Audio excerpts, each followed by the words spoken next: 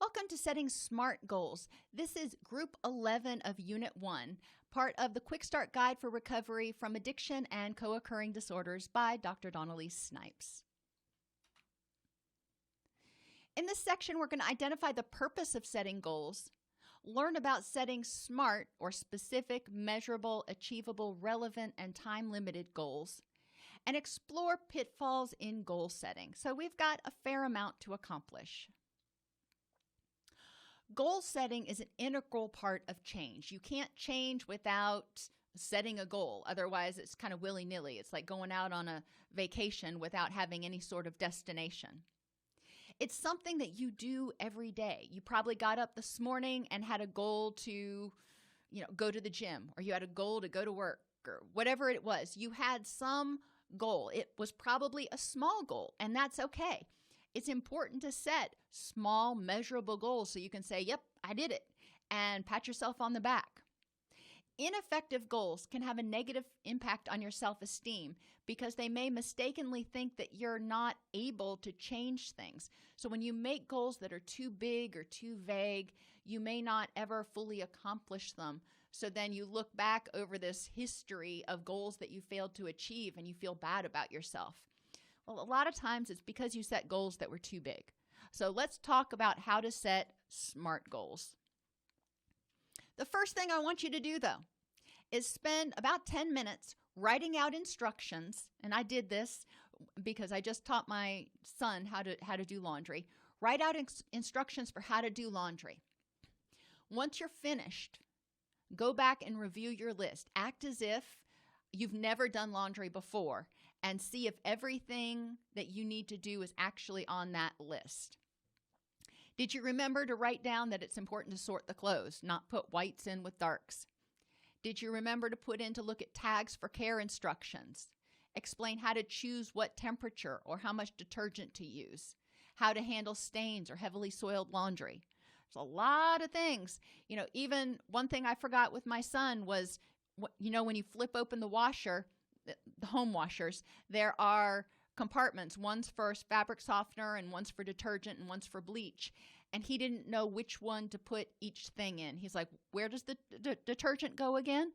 And I hadn't explained that to him. That was one of those things that I just kind of leapt over in my planning process. So it's important to really look back at our goals and at our process and make sure that we know how to do what we're going to do, and we break it down into small, achievable steps.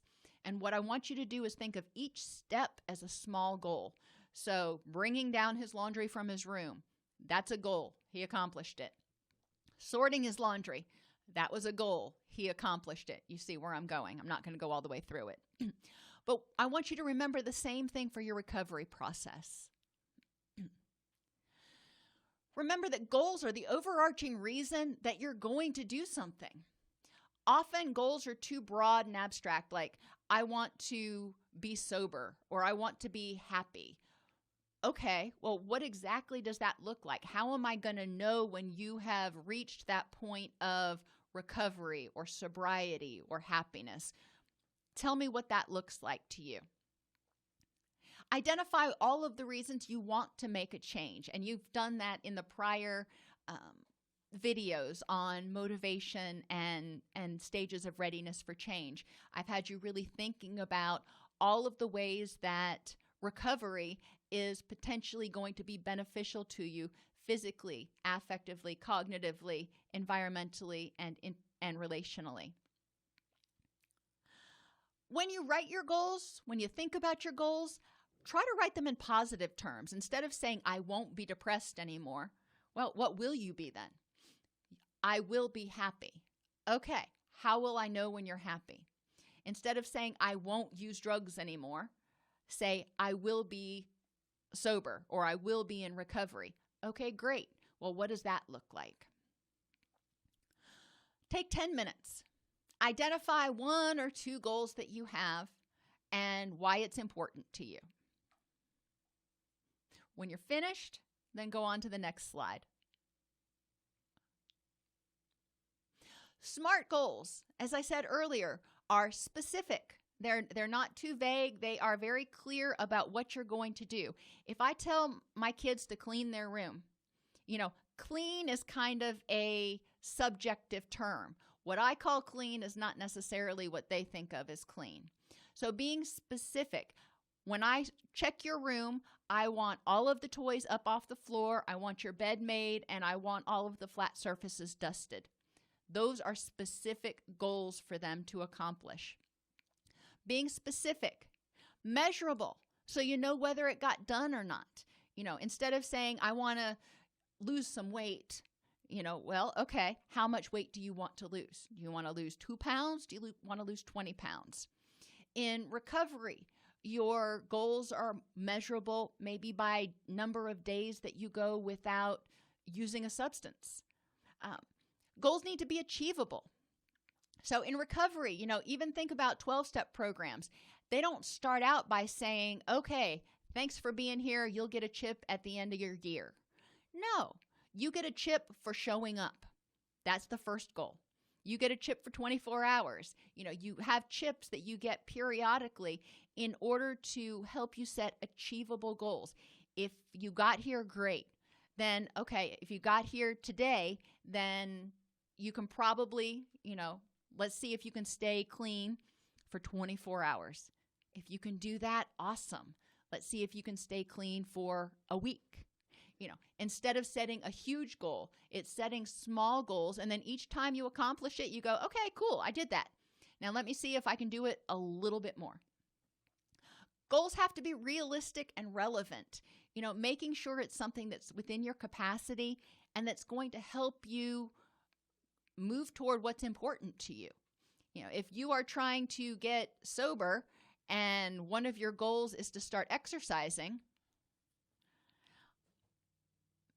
okay, I can see maybe in a roundabout way how that's related, but running a marathon doesn't really have a lot to do with getting sober. Beginning to exercise doesn't have a lot to do with getting sober. It's not real relevant. So if your goal is to get sober, then what is a relevant goal? Getting clean, which means maybe going to detox, developing a support system, learning how to address anxiety and depression. All of those are relevant goals. And they need to be time limited, like I suggested earlier.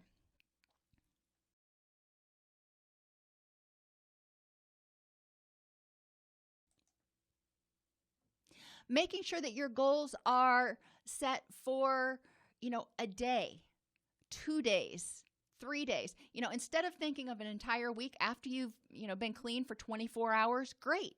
See if you can do it again. And before you know it, 24 hours will have added up. Sometimes you need to do it an hour at a time, and that's okay. Early in the process, sometimes that's what it takes, is getting through an hour, getting through the morning. Then you'll make it to getting through an entire day. And that's okay. You need to know what is realistic for you to achieve right now and set that time limit. Once you've achieved it, then great. Then figure out whether you're going to make it harder or you're going to try to do it again in order to develop mastery. So the overall goal for treatment may be recovery. Or let's take depression. We've been talking a lot about addiction, but in co-occurring disorders and in people in early recovery, depression is often an issue. So the problem is depression. The person wants to be happy. That's, their overall goal. How will they know when the problem is solved? Very specific. Physically, the person says, when I'm not depressed and when I'm not using, I will have more energy and I might lose some weight. Affectively, I won't feel as hopeless and helpless. I won't feel as sick and tired all the time, and I won't dread getting out of bed. Okay? Cognitively, I won't be so foggy-headed and will be able to concentrate. And relationship-wise, I will enjoy spending time with my friends and hopefully be a little bit more patient, and they won't be nagging at me about my substance use. So our relationships are going to improve. That's why I want to do it. And I will know when my problems are solved because all of those things have happened.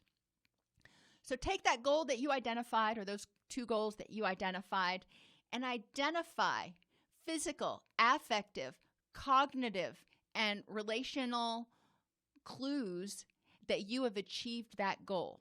How is it going to affect you when you've achieved that goal? How is it going to affect you physically, affectively, remember that means emotionally, cognitively, or your thinking, and in your relationships? Another thing we need to remember in recovery is that when we're making a change, there are broad issues like depression, addiction. You can learn about the overall problem. Let's take a problem completely unrelated to mental health. Maybe your roof is leaking. So you're going to learn about the overall problem. What causes a roof to leak? Okay, so there are a whole bunch of things that could cause a roof to leak, and you don't know which one applies to your situation. Once you get up on the roof or go into the attic or wherever you go, and you figure out what's causing your roof to leak, then you can identify which treatments or which things that you need to do to address your problem. The same thing is true in recovery. You learn about your overall problem, addiction, depression, anxiety, what causes those things, what treatments are available for those things. And then you look inside yourself and you say, okay, what is causing these things for me? And what steps do I need to take? What resources are available that I can use to help me deal with the specific issues that are triggering this problem for me? Because different things trigger addiction and depression for different people. So you need to know what triggers it for you in order to figure out what treatments are going to work best for you. And then pick one way to address each one of your symptoms and use that to start your process. Using the goals you identified, describe the general and specific things you need to learn and the skills you need to develop in order to address the problem. Then identify one way to do that and start doing it. So we're talking about those small, measurable, achievable goals, time limited. You've identified something you can do. Now you're going to start doing it and figure out, I need to do this for 20 minutes or an hour, or I need to do this for 20 minutes a day, every day this week. That's your time limit for those things. And then you can look back over and go, did I do it or did I not? Did it help or did it not? Not everything you try is necessarily going to help. It's helpful to measure your goals. Think about frequency, duration, or intensity. So how long you have been sober, or how long you were depressed, or how long you were sleeping. And the intensity. Some people may feel depressed, still most days initially, but maybe they go from feeling super depressed, which is like a 5 on a 1 to 5 scale, to feeling only moderately depressed. Well, okay, that's improvement. They're still depressed, but they're not as intensely depressed. And that's progress. What you're looking for is progress, not perfection. This problem didn't start in a day. It's not going to be fixed in a day. We want to see indications that things are starting to lift. Things are starting to improve. How will you know when the problem is resolved? Thinking again about how things are, what things you're going to look at. So for this person, remember they said for depression, physically, I will feel like I've got adequate energy at least 5 days per week and I will lose 15 pounds. Those are very measurable. Instead of saying I'll have more energy and maybe I'll lose some weight, she says I will have adequate energy at least 5 days a week. So you can keep a journal to identify if you felt like you had enough energy to get through the day. And I will lose 15 pounds. Okay? So when they've accomplished that, then they've marked that off. Affectively, I will feel more hopeful and empowered at least 5 days per week. Now remember, we're going for progress, not perfection. You don't want to set something up so you're expecting yourself to do it 7 out of every 7 days, because that's just setting yourself up for, disappointment. Let's do 5 out of 7 days. And if you can do that, then you can ramp it up to 7 out of 7 days. But be realistic at first to make sure that you can do it. Cognitively, my concentration will be at least a 3 out of 5 days of the week. So in early recovery especially, being able to concentrate, half the time is really actually pretty good. And relationally, I'll enjoy spending time with my friends at least 2 hours, 1 day per week. So, we may not be besties hanging out 24/7, but I will know that, when we're together 2 hours per week and I'm enjoying spending that time with them, that I have, moved into being in a happier place. Because when I was happy before, that's what life looked like. Achievable, relevant, and time limited. I've said it like 4 times already. I'm going to say it one more time. Rome wasn't built in a day. Neither were your problems. So remember to give yourself some time. The best goals are built on prior strengths and individualized. So what has worked for you in the past, even if it was just for an hour or for a day? What has worked for you in the past? Keep doing that. Let's do more of that. Focus on something you're motivated and able to change. If it's something you can't change, then trying to change it is just going to leave you being frustrated. So focus on those things you are able to change. Remember, you can't change other people. You can only change your reaction to other people. Make sure your goals are small and time limited, weekly, daily, or maybe even hourly at first. So you can, pick up some momentum and go, okay, I did that. Right after my mother died, it was touch and go there for a little while. And I was setting small goals of going an hour without crying, and then going, I'm going to try to make it all morning without crying, and then eventually all day and yada, yada. But, at first it was an hour by hour process. Think of behavior change like learning lines for a play. You wouldn't expect to read the script once and know the lines. No, that's why they have people that are there to give you prompts. You read through the script and you go out and you're trying to do the play, but you've got to look at the script periodically. You don't know it right away.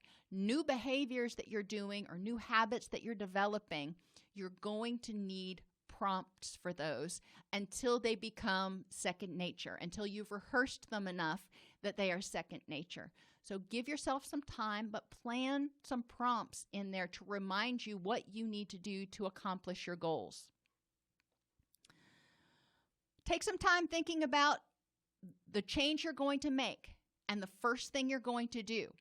How often are you going to do it? When is it going to start? And when will it be accomplished? How will you know that it's done? So for example, if one of the first things that you're going to do for your recovery is to get clean, and you're going to do that by starting going to meetings. You're going to go to 90 and 90. Okay, well, that tells us how often. 90 meetings, 90 days. You're going to start doing it today, and in 90 days, you'll be able to look back and say, I did it. So that's one of those things that you can say. It's very measurable, very achievable. It's something that your significant other, your sponsor, your counselor could look at your life, look at what you've done and say, yes, you achieved that goal, or no, you didn't quite make it yet. When we set goals, though, it's important to make sure that you avoid the following pitfalls. Make sure you remember why you engage in the recovery behaviors right now, and make sure you identify the reasons that you may not engage those behaviors. Maybe you have a day where you get particularly upset and you relapse. So then you need to go back and think to yourself, why was it that I chose to use again as opposed to following my relapse prevention plan? Understanding that, talking about that with your sponsor, talking about that with your counselor. Setting goals that are too big. We talked about that. Try to set things that you can accomplish in no more than a week. Something you can accomplish in a day is great. but definitely, go week by week at first, at most, in order to make sure that you don't feel overwhelmed. Try not to set goals that are too hard. Make sure that what you're doing is something that you actually can achieve and in the time given. And don't set too many goals. Your life may be a shambles right now. A lot of people's lives in early recovery are a shambles. That's okay. Understanding that every change you make is going to have positive effects. It's going to positively affect all other areas of your life. So make 1 or 2 changes, and instead of doing 5 things half-assed, do 1 or 2 things really, really well. Get those mastered, and then start doing 1 or 2 more things and do them really, really well. That will ensure that you are more likely to sustain your recovery. And you're going to find that as things start to improve, some of those other issues may actually disappear without even having to have been addressed. Make sure you have sufficient rewards for what you're doing. If you are embarking on a recovery journey, it is hard. Make sure you have social support. You've got encouragement from other people. You've got other people that are giving you, kudos when you do the next right thing. You are focusing on all the benefits on a daily basis. You're reflecting on the benefits that you got from living a recovery lifestyle that day. And make sure to individualize your treatment plan, your recovery plan to you. What triggers issues for you? What works to address things for you? Not everybody thinks that 12 steps work for them. Not everybody thinks that cognitive behavioral is the cat's meow.